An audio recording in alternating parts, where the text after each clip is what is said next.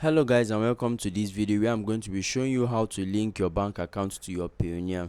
So once you've signed in and you're on the Payoneer page, you can just scroll down and click on the manage icon here just below the last option. So once you click on manage, you would see various options here: transactions, bank accounts for withdrawal, and what you have to do is to click on the bank account for withdrawal here, click on it and wait for the page to load. After loading, now you can see this is my own bank account, and this I have 13 already. So but in yours you would see, okay, you can click on add account here.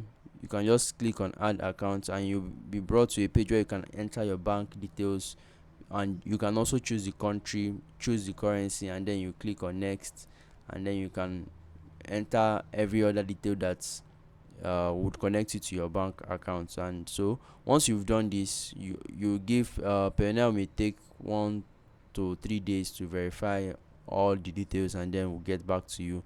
But once they are correct, everything will be added properly, and you would have added your bank account to Payoneer.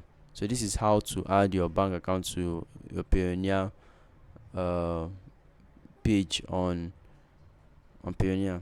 So have a great one, guys. I'll see you in the next one.